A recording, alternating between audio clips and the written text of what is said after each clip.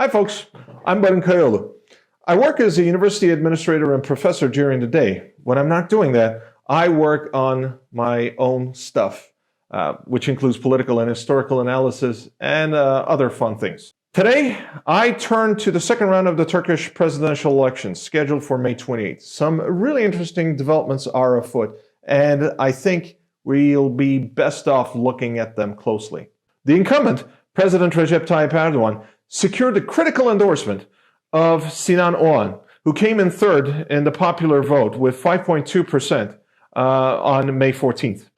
Oğan was the main candidate of the Ata Alliance and is, or perhaps was, an ally of Ümit Özdağ, whose Victory Party, since its formation in 2021, has made its focus forcibly deporting asylum seekers and refugees from Turkey. What's interesting, however, was that Özdağ endorsed Kemal Kılıçdaroğlu, the opposition candidate, who came in second on May 14th with 45% of the vote. In other words, the two Turkish nationalist leaders who have been dubbed critical, at times even as kingmakers, in the presidential election have now split both for the incumbent and the opposition. We may be witnessing the most important political gambits in Turkish history.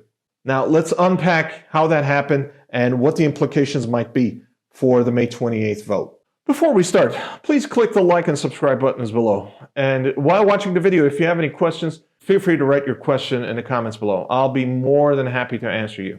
During the election season, both Oğan and Özdağ had hammered on a variety of topics that have become really salient in Turkish political discourse in recent years. They include decreasing tolerance among Turkish citizens toward asylum seekers, refugees, and even legal immigrants, many of them from Syria, but also from Iraq, Iran, Afghanistan, Pakistan, and various parts of Africa. That concern often gets coupled with fears that the constitution might be amended to change the definition of Turkish citizenship and the main pillars of the Turkish state, especially secularism. As critical as the first issue, Oğan and Özdağ have criticized Kemal Kılıçdaroğlu for receiving the endorsement of the People's Democratic Party, HDP, the main party for Turkey's approximately 15 million Kurdish citizens. Many Turks believe that the HDP is the political wing of the militant organization PKK, Kurdistan Workers' Party, which has been fighting the Turkish government for autonomy and independence since 1984. On the government side, Özdağ and Oğan have criticized President Erdoğan and his administration for their mismanagement of the economy and especially the botched response to the twin earthquakes of February 6th. Finally, Oğan and Özdağ have criticized President Erdoğan for his alliance with fringe Islamist parties such as New Welfare and Hüdapar. They see that as a threat to secularism. To really appreciate why Oğan and Özdağ's endorsement of both Erdoğan and Kılıçdaroğlu are such a huge issue, you need to get a sense of the background of the two men. Both Oğan and Özdağ have worked in Turkey's academic and think tank circles, and they've also worked in government service in the 1990s and 2000s. Eventually, they both rose through the ranks of the right-wing Nationalist Movement Party, MHP, becoming members of parliament. They were ultimately expelled by party chairman Devlet Bahçeli in 2016 for criticizing Bahçeli's gravitation towards Erdoğan, along with a bunch of fellow MHP members, such as Meral Akşener and Koray Aydın. Oğan and Özdağ were expelled from the party, were purged from the party, I should say, in 2016. Many analysts call Oğan and Özdağ ultranationalists or far-right, and there's some truth in that. But in the Turkish context, with where the country is going, those labels might not really make much sense in the coming years. In large part, the whole country is turning right. We can see that in the growing anti-immigration stance. For example, Ümit Özdağ likens the presence of millions of asylum seekers, immigrants, and refugees in Turkey to a swimmer who is tied with big weights on his feet, but then is expected to not sink. Özdağ simply claims that that's impossible. So Özdağ argues that if these non-citizens do not go, and that if some of these folks who have been naturalized as Turkish citizens stay and they change the demographic outlook of Turkey, for example, without fulfilling certain cultural or other criteria that one would expect, learning language, etc., they will cause danger to the existence of Turkey. Özda explains his thinking as going again by the swimmer analogy as Turkey sinking the way Iraq and Syria sunk into a civil war in the 2000s and 2010s, with the civil war in Syria, of course, still going on. It's worth noting that Oğan does not differ from Özda on any of this. Now, you could claim, of course, that these arguments are a little overblown and the Turkish state is not as weak as its detractors claim. Turkey is not Syria, Turkey is not Iraq. And at any rate, immigrants, be they legal or illegal, bring a net benefit in the long term to the societies in which they arrive, especially with respect to economic and social growth. At any rate, when the Syrians or Afghan refugees or asylum seekers make trouble in Turkey, they break the law or they're a public nuisance, they are liable to be deported back to their country. Even President Erdoğan, who's showcased Turkish hospitality, especially for the Syrian asylum seekers, from humanitarian and Islamic solidarity grounds, has been discussing relocating upwards of 1 million Syrians to areas under Turkish military control. So you could say that all of this is, as the Bard would tell us, much ado about nothing. And you would be wrong. Here's why things are getting interesting in Turkey. Oğan and Özda had lashed out against both Erdoğan and Kılıçdaroğlu in the recent past, but especially during the campaign season. They also criticized their former party MHP for siding with the AKP and Hüdapar, a Kurdish Islamist group. They took Kılıçdaroğlu to task for getting chummy with the HDP, a secular Kurdish party. And now, Oğan has allied with Erdoğan and Özda with Kılıçdaroğlu. Now, we could look at this from various standpoints. One of them is the crazy conspiracy theories that Turkish social media has been abuzz with.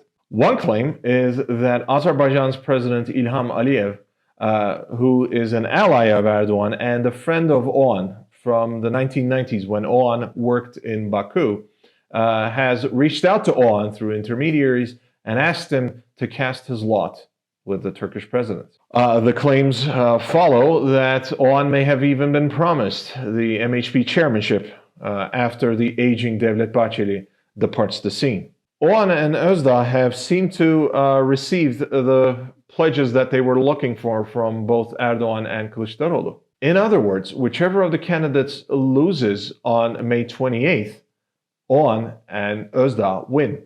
Because in large part, both men will probably enjoy critical veto powers over their presidents on the issues that I just mentioned. After May 28th, in the next 5 years and beyond the next 5 years, we are very likely to see a rightward turn in Turkish politics. Between the MHP, İYİ Parti, Sinan Oğan, and Ümit Özdağ's vote stock, we're looking at a Turkish nationalist bloc of about 20, perhaps even 25% of the vote in the coming years. In other words, we may be witnessing the formation of the second largest electoral bloc in Turkish politics. Now, perhaps the million lira question is whether these new partnerships with Oğan and Özda will put President Erdoğan and Kemal Kılıçdaroğlu in a position to win the presidency. To answer that question, you really need to understand that the second round for the presidency on May 28th is still for Erdoğan to win or lose. The Turkish president won 49.5% of the popular vote on May 14th, so he's within striking distance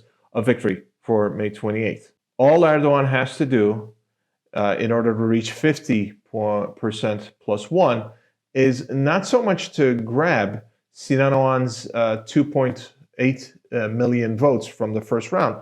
He just has to convince Oğan voters not to show up in the second round so that he can defeat Kılıçdaroğlu almost by default. Experts estimate that most of Oğan's voting base has been young voters who have been fed up with both the 69-year-old Erdoğan and the 74-year-old Kılıçdaroğlu. In other words, Erdoğan supporters are unlikely to just flock to one side or the other. It's also worth mentioning here that Erdoğan has another material and psychological advantage in that his electoral bloc, the People's Alliance, won a parliamentary majority on May 14th.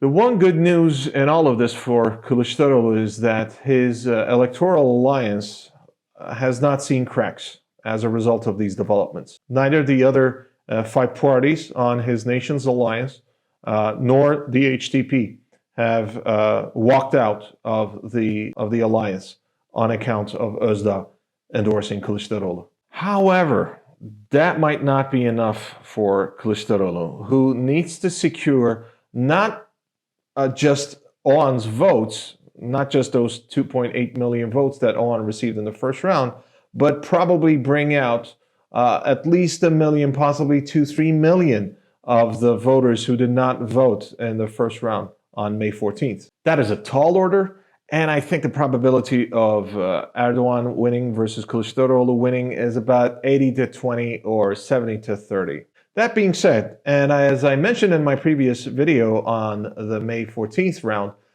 the opposition still has a respectable chance to win on May 28th. Several unforeseen variables in voter behavior could surprise us. After all, a lot of forecasters, a lot of pollsters had expected Kılıçdaroğlu to win either in the first round or come in first and go into the second round much stronger than Erdoğan, when the very opposite happened. So depending on who wins, what would Turkey look like? I'd like to insert a quick shameless plug here for a report I recently published for the Middle East Institute in Washington, D.C. Titled Turkey 2030, How Did You Get Here? The report explores 2 alternative scenarios, one in which Erdoğan stays in power for the next 5 years, and another scenario where Kılıçdaroğlu wins and runs the country for the next 5 years. The report goes into some detail about how the presidency of each leader would affect Turkey's domestic politics and its foreign relations.